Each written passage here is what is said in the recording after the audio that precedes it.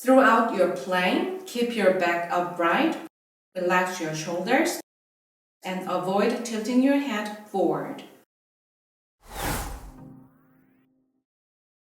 Hi, this is hanmomtv and I'm Mang. In this video, I'll talk about horse riding piano with explanation of what it is, why I started doing it, its pros and cons, and how you can try yourself. Horse riding piano refers to playing the piano while standing in a horse riding semi-squat position with your knees bent instead of sitting on a chair. I spent a lot of time thinking about what to call this posture. In the beginning, when I first uploaded videos of myself playing this way, I simply described it as playing the piano while standing without a chair. And then later, when hearing people compare my posture to a squat, I considered calling it squat piano. However, after careful consideration, I realized that the squat label wasn't quite accurate. Unlike a typical squat where you lower yourself and then stand back up dynamically, the stance is mostly static. The body center of gravity leans slightly forward, making the hips higher than in a squat, and the thighs are not parallel to the ground.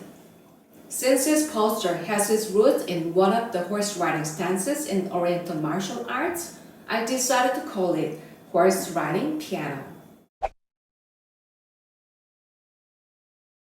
The posture actually comes from a traditional Korean martial art. It's called the horse riding stance, mapbop, and is known for strengthening lower body and back, improving blood circulation and energy flow, enhancing flexibility in the shoulders and arms, and promoting deep breathing. In 2016, I developed acute disc pain, which made it difficult to sit down or stand up from a seated position. I had long struggled with body imbalance and weak lower back, which contributed to my herniated disc pain. At the time, I loved playing the piano, but the pain made sitting on a piano bench unbearable. Fortunately, with the guidance of my husband, who is Korean martial arts and Qigong master, I began playing the piano in the horse riding stance. Not only did this allow me to play without pain, but it also strengthened my core muscles and significantly alleviated the disc symptoms. Since then, I've continued adopting this posture while playing. The biggest downside, which might be a deal breaker for some, is that using pedals becomes challenging. The simplest solution? Just play without it. Plenty of piano music doesn't require a pedal. Alternatively, you can shift your weight onto one leg and then use the other for pedaling, though this requires some effort. If you're playing a digital piano with advanced sound features, adding reverb or echo can also help simulate a sustained effect. However, the advantages far outweigh the drawbacks. The most significant benefit of this posture is it strengthens your core muscles as well as your lower body and back while you play. Additionally, having a strong and stable lower body allows your upper body to move more freely, reducing strain on your wrists, shoulders, and joints. Personally, in my case, I have felt my piano technique improve while playing in this posture. For example, by playing in this way, I was able to play tremolo or arpeggio without difficulty, something I couldn't do satisfactorily, even after practicing 3 to 4 hours a day before. After all, every musician wants to play their instrument for a long time without physical strain, right? Recently, someone commented on one of my videos.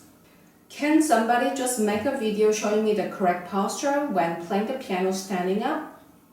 I hope this video serves as an answer to that question. There's no single correct way to do this because very few people play the piano in a standing position. However, I can share some key principles for maintaining good posture while playing.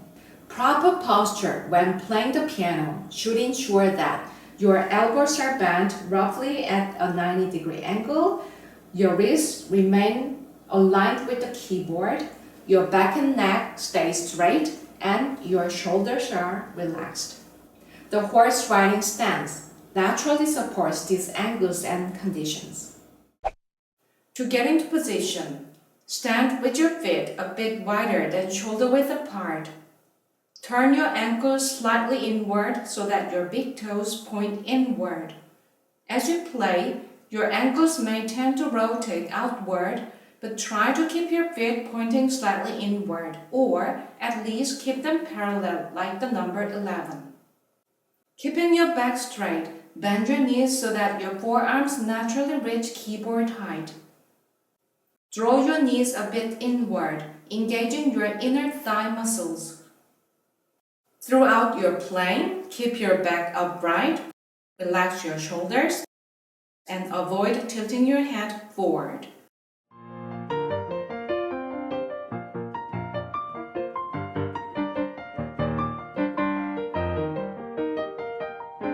At first, you might feel some discomfort in your ankles, knees, and leg muscles. Don't worry, this is normal, just like any new exercise or movement. If you experience pain, take a break, stretch, and massage before resuming. I've been maintaining this posture while playing the piano for nearly a decade now, and it has become second nature to me. By doing so, I feel healthier and more stable. I hope you too can experience the benefits of this posture over time.